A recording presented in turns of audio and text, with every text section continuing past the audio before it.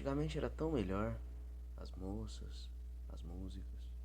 Bem, ao menos em parte é o que o autor acha. Bem, pessoal, hoje no nosso último episódio da Maratona de Robert Crumb, vamos falar disso aqui, ó. Blues, Sessão do Perd Geek. Sejam muito bem-vindos.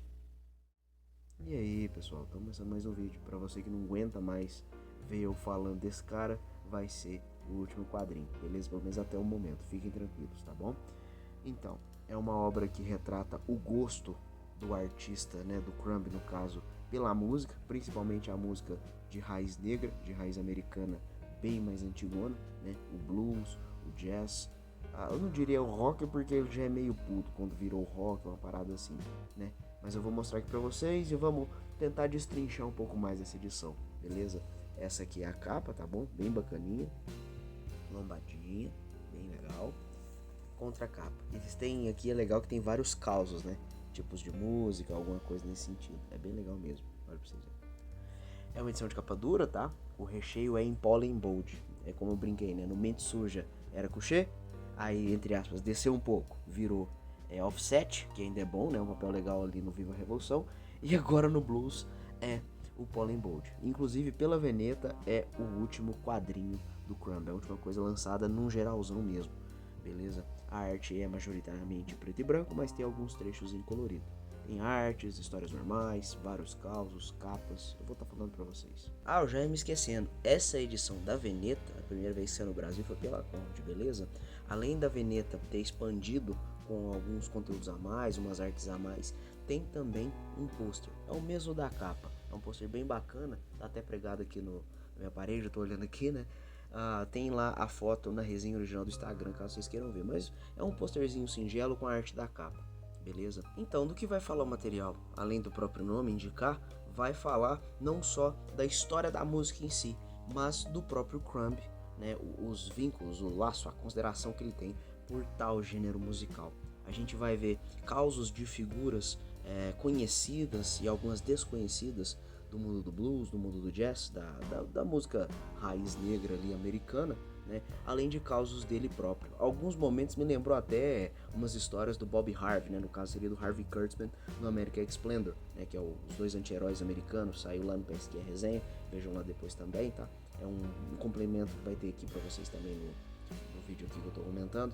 E ele fala de muitas histórias, né? Tipo, o vício dele em colecionar discos antigos, de não sei quantas rotações, obras raras, discos perdidos, vamos dizer assim, né? É um colecionismo que beira o doentio por muitas vezes, que ele começa a contar, que ele começa a suar, ele fica nervoso e ele tem que organizar e ele começa a surtar, ele acha um disco muito foda, ele tem que ir lá comprar. Enquanto que no Bob Harper, por exemplo, eu lembro de, acho que para ele publicar algumas das edições da American Splendor, se não a primeira, ele tem que vender uma parte da coleção e aquilo dói muito nele. Se não me engano, eu não sei se isso é relatado no Blues, mas acho que no documentário sim. Ele portou, né, toda a coleção de coisas dele lá pro interiorzinho da França, que é onde ele mora, né? Tem a casinha dele até hoje. Mas nem tudo são flores. Ele relata o amor dele pela música, desde novinho, desde criança ele escutou muito, ele sempre gostou muito, né? E aí eu acho que ele comenta, eu tô divagando aqui um pouco com vocês, entra uma certa dicotomia, né? Porque o pessoal chamava ele de aquele negócio, né? Por conta da cor do pessoal e tal. Só que ele é um grande admirador da música negra, da música de raiz, né? O blues, o jazz, o funk talvez, mas eu acho que aí já entra numa parada de ser mais barulhenta, ele não gostar, né? Tem alguns capítulos dele falando, tipo, olha, da música bela dos nossos avós, que é o bagulho daquela raiz e tal. Ele é um cara saudosista, só que saudosista ao ponto, brincando, né, até como hoje em dia, da molecada querer gostar ou voltar pra uma época que nem sequer eram nascidos, uma nostalgia meio falseada, meio esburacada, vamos dizer assim, porque você não tava nem naquela época, como é que você vai sentir essa sensação de nostalgia de um tempo que você não viveu? Ele fala sim de momentos da infância, né? Tem até uma ilustração bacana que ele sentadinho na cadeira de balanço, ele fala lá em 1900 e tanto, não sei o que, né? É bem legal. E tem outros lados também, que não só desse lado da vida dele, ele conta causos de figuras do blues, de figuras do jazz, lance do alcoolismo, uns que curtia bater na esposa, histórias de sucesso, né? Ascensões e quedas também. É um material bem diversificado e eu diria que se você tá com medo, né, por conta das barbaridades, eu creio que seria a melhor obra para você começar a ler ele, porque aqui ele tá com um traço bacana, né? É o traço dele padrão que a gente tá acostumado, achura pra caramba, sombreados em grande quantidade, a arte muito massa mesmo. Tem um outro que tá na época do traço lango-lango, mas eu acho que ele fez meio com pressa e tal, né? Talvez na rotina assim, porque alguns encadernados possuem obras que, como se fossem naquele dos últimos dias de Pompeu, ele tava desenhando na moral, brincando, fazendo o tempo dele, então não teve tanto esmero assim. Mas são poucos capítulos, no geral, tenho ali um capricho editorial principalmente também, né? Mas um capricho, um esmero artístico, né, gráfico muito grande. É legal ver a forma como ele enxergava, não sei se mudou muito no passar dos anos, né?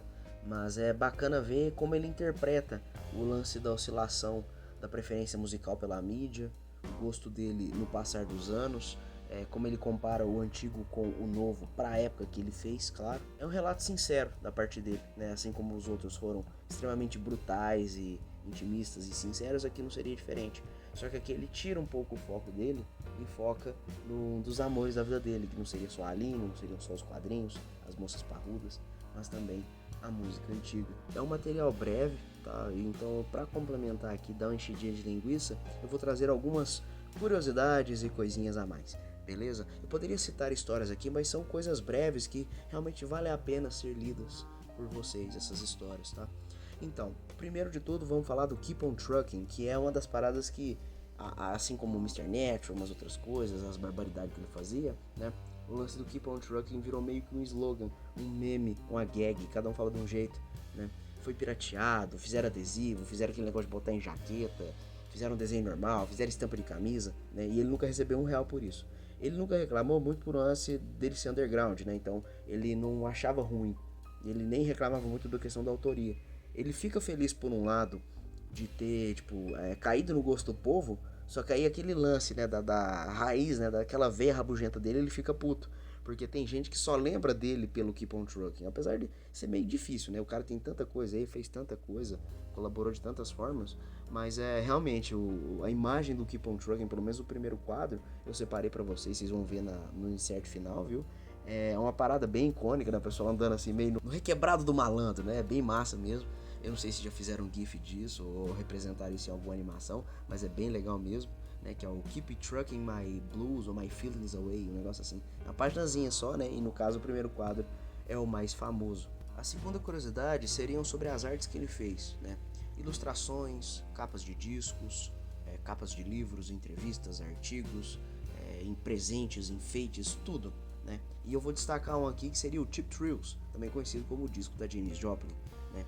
Na capa tá lá Cheap Thrills, acho que é Big Brother and the Holding Company, né? Que é o grupo que ela participava. Eu não entendo direito e tal. Eu já escutei algumas músicas da Janis Joplin, infelizmente ela, né, resolveu passar pro outro lado. É uma das infames membros, né, do Clube dos 27, o pessoal brinca, né? Jimi Hendrix, Kurt Cobain, Janis Joplin, acho que o Morrison, né, o Jim Morrison do The Doors, e mais uma paulada de gente aí, né? E é bacana, né, essa arte que ele fez, tem uma história por trás, né? Que ele via um valor nela, ele curtia a música, né? Apesar de já ser mais moderno, um pouco mais barulhento, ainda tinha aquela raiz que o Crumb gostava. E o que ele fez em troca? Ele ofereceu para fazer a capa do disco. Eu não lembro exatamente se a arte que a gente conhece já é essa primeira de frente, assim, ou ela foi uma segunda versão, ou era a contracapa, e aí foi aceita, né, para ser convertida na frente, não na de trás, na arte traseira, né, do álbum. Mas ele fez, a Janis Joplin adorou, né, se não me engano, ficou muito feliz e tal, e quando quiseram pagar para ele não quis. Eu não sei se é por conta da veia underground ou se era um sinal, tipo assim, de presente, de carinho dele para Janis Joplin. Então, a capa do Cheap Thrills, além de ser uma arte muito conhecida, tem a mão do Crumb e ele não recebeu um centavo por isso. Ilustrando pro pessoal, fazendo suas próprias histórias e causos sobre quadrinhos, falando da vida dos outros, que são das grandes figuras do jazz, do blues, etc. Ele parou aí? Não. Ele também tinha a bandinha. Eu não sei como é que tá, coitado, porque ele tá bem mais velho, né? Mas ele também teve a bandinha dele, né? Pesquisem aí, tem no YouTube algumas músicas, se não todas, por Robert Crumb and his Cheap Suit Serenaders, né? Tipo, os serenaristas, né? O pessoal da serenata, das roupas baratas, das roupas simples. E eu escutei algumas músicas assim, são legaisinhas, assim, é diferente do meu gosto e tal, né? do que a gente gosta, por exemplo, eu curto, no geral até escuto bastante coisa, felizmente, eu sou mais eclético, mas é uma parada muito distinta, muito diferente do que a gente tá acostumado, né? De um metal, de um rap atual, né? A molecada mais nova ainda seria um trap, alguma coisa nesse sentido, um K-pop, alguma coisa nesse sentido, né? Mas é bem bacana, assim, é uma música com um charme, um estilo, né? Ele fala muito que era um bagulho que tinha alma, aquela coisa, né, encorpada com sentimento e tal, né? Tanto que blues é um termo de certa forma. Se você for pesquisar, principalmente nas músicas antigas e na contracapa da edição aqui, né? Tem não sei o que blues, tal coisa blues. Então, tipo, é como se fosse o caos, a canção. Blues era meio que um termo pra essa parada musical. E o pior é que as musiquinhas são legais, cara. Você escuta assim, você fica, pô, que bacana. Que nem o pessoal brinca, dá vontade de bailar, né? Arrumar a moça com a saia rodada e sair requebrando o esqueleto, né? Nessa edição do blues, eu não sei se já tinha na antiga, mas nessa da Veneta tem. Tem diversas capas dos próprios álbuns que ele fez, fotos deles, né, dos caras tocando em festas, em bailões, é bem diferente, é bem legal. Queria eu estar lá, né, para poder ouvir essa, digamos, performance única, indescritível, é uma coisa muito diferente. E tem outra coisa, se não me engano, é a formação. Um dos caras que tá participando, né, tem o próprio Crumb, tem um outro cara que eu não vou lembrar, mas principalmente, né, um dos membros é o Terry Zwigoff. Quem é esse arrombado? O cara que fez o documentário do Crumb. Então, assim, é uma coisa puxando a outra, né? Se não me engano, eu não sei se foi por conta do interesse em blues ou por conta do documentário, mas uma coisa puxou a outra. Então eles meio que fizeram amizade, o gosto pela música, o lance de tocar, e depois lá na frentona, o documentário que a gente conhece lá dos anos 90. É isso, pessoal. Apesar do Crumb ser, muitas das vezes, retratado, ele se retrata, né? Como um poço de amargura, de contrariedade, né? É aquele meme do Pato Donald com, né, com o bichão armado, pistola, mas muito ereto. Ele, muitas das vezes também, ele consegue ser um cara gentil, por aquilo que pareça. Ele é um cara apaixonado pelo que faz, apaixonado pela música. E esse quadrinho, né, o blues, nada mais é também que uma carta de amor dele ao gênero, tá bom? Pessoal, vou encerrar a resenha por aqui e vou estar dando alguns pormenores, beleza? Além de todos os quadrinhos, como eu mencionei, tem a resenha do Bob Harvey lá no PSQ, beleza? E aqui nós iniciamos com a Zap Comics para dar o start em tudo, beleza? Que é um catadão com o início do Crumb, vamos falar assim, né? Muitas das vezes. Temos também a recomendação do Crumb, que é o documentário, beleza? Você pode pesquisar por entrevistas do Crumb por aí na internet. Tem o perfil dele no Instagram, que acho que não é gerenciado por ele, porque ele é um cara mais velho, mas alguém de confiança ali, de perto dele e tal, né? Já me respondeu algumas vezes, inclusive no Instagram, umas 2 vezes.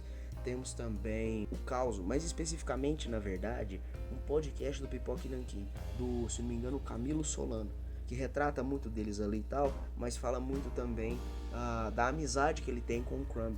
Eu não sei se eu falei isso no vídeo do FIC de 24, né, no FIC do ano passado, mas eu topei com o Camilo Solano por lá, conversei algumas coisinhas com ele e tal, e perguntei, porque desde o podcast eu sempre tive isso muito memorizado, e eu sempre quis perguntar isso pra ele, né, como é o contato dele, se é rotineiro, se é constante. Ele fala que de vez em quando ele responde e tal. Tava bem na época, né, que eu tinha perguntado pra ele do falecimento da Aline. Ele falou que ele tava meio abatido, mas tava conseguindo lidar, conseguindo conviver, né? Porque, poxa, viveu quantos anos depois perdeu a esposa, é dureza, né? É um baque desgramado. Ele falou que tava lidando bem e tal. Se você pesquisar no Instagram uma ou outra arte, claro, além do perfil do Instagram, você ainda vê ele dando uns rolês pelos Estados Unidos, indo ver uns parentes, a foto com a filha. É bem legal, assim. Ele tá magrinho, cabelinho branco, ele tá mais caveiroso, assim, um pouquinho, tadinho. Mas ele tá são, aparentemente ele tá bem, tá produzindo uma coisa ou outra. Se você pesquisar, você encontra artes mais atuais dele. Entre aspas, essa aqui é minha grande declaração. Não diria uma carta de amor como foi o blues, mas é o meu grande obrigado ao Robert Crumb pela sinceridade, pelo amor à arte, pelo amor aos quadrinhos também, porque não dizer, né? Porque tem uma certa diferenciação, vamos falar assim, pela visceralidade, pela honestidade, e que mesmo com os defeitos, né, mesmo com as falhas, ele não deixou de ser um ser humano, que é o mais importante muitas das vezes nesse mundo de falsidade. E desde a época dele, das maracutaias e coisas que ele sempre contou lá de antigamente até hoje também. Por último, eu gostaria de falar, não trarei o Gênesis, a banda do Phil Collins, não, a parte da Bíblia. O Crumb fez uma retratação, né? Fez uma adaptação em quadrinhos. É bem bacana, ela é bem densa, só que eu não acho que eu tenho cacife bíblico, né? Essa bagagem religiosa toda, tá? E eu sou honesto, é um quadrinho massa e tal, mas se eu fosse trazer pra vocês, eu queria tentar trazer justamente da forma como eu tento trazer as outras coisas, com curiosidades, apêndices, complementos e tal. E infelizmente nessa parte religiosa eu fico devendo. E parte da nossa honestidade intelectual e moral é saber os nossos limites, as nossas falhas, tá bom? Tem canais no YouTube que fizeram resenhas mais simples, outras um pouco mais densas e tal. Pesquisem aí, não é vergonha e tal. Quem sabe futuramente se eu encontrar alguém da religião que possa trazer comentários e complementos, eu faço aqui uma resenha conjunta, um Geek Convida, que era a nossa live de parcerias e tal, tá bom? Fiquem com as artes aí, muito obrigado por ter assistido e é isso. Beijo, um abraço, tchau, tchau.